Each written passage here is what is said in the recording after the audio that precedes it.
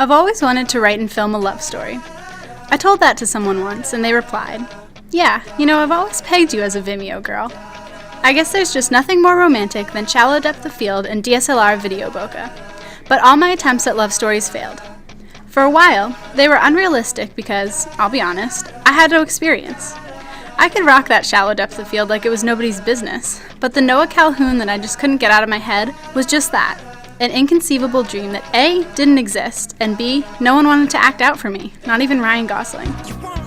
The summer between my sophomore and junior years, I thought I'd stumbled upon love story gold.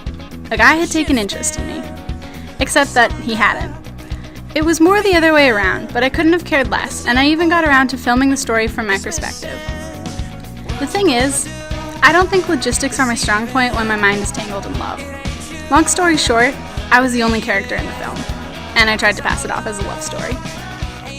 So now, it turns out that it isn't just a cliche.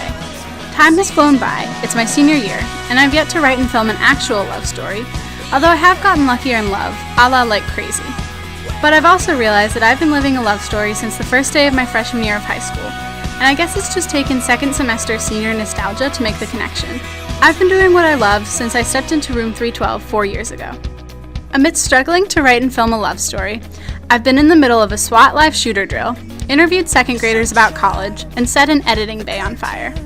Okay, so I did the last one in After Effects, despite what you hear about King Philip's infamous fire drills. I put my work in front of hundreds of people 3 days a week, and sometimes I don't get the feedback that I want to hear. But this is my story, and it's happening, and unfortunately, I can't be Christina and John Hughes all at once. But at the same time, I wrote a love story between myself and the people who surround me as soon as I walk through the door during A block, right after English and before calculus. In true fairy tale fashion, I'd do anything for the thing that I love, and I have. Filming the SWAT exercise was somewhat terrifying. I mean, it wasn't anything like Jack and Rose's love story. I don't mean that kind of terrifying.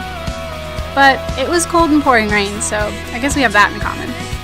And of course, love stories always have that one person or thing trying to break up the relationship. King Philip has notoriously slow computers. Most days you learn to survive, but you know the days you want to smash monitors and throw entire computer towers? Yeah, I've had my fair share of those too. At the same time though, this love is so rewarding. It turns out that second graders don't know a whole lot about college, but their outlook on life is kind of refreshing. I really don't want to be the one who tells them that college costs a little bit more than $84 a year though. Just as they're going to learn about college, this love is all about learning. Learning to take risks, learning to love yourself and your work, and even learning a little bit about current events along the way. I want to pass this love down for generations. Whether my children are as passionate as I am about shooting and reshooting different angles, or their passion goes into standing outside the window of the person they love, holding a boombox Lloyd Dobler style, because that's love.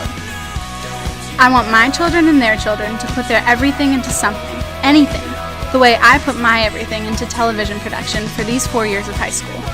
Some days they'll walk out battered and bruised and completely drained, not unlike me the day before a deadline, and not unlike Tom Hansen after his 500 days with Summer Finn.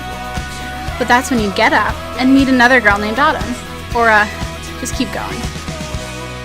I want the generations after me to know that love stories aren't fairy tales, or 80s movies, or British rom-coms. They're reality, and as soon as they invest themselves into whatever makes them excited to wake up in the morning, that's when their love story begins.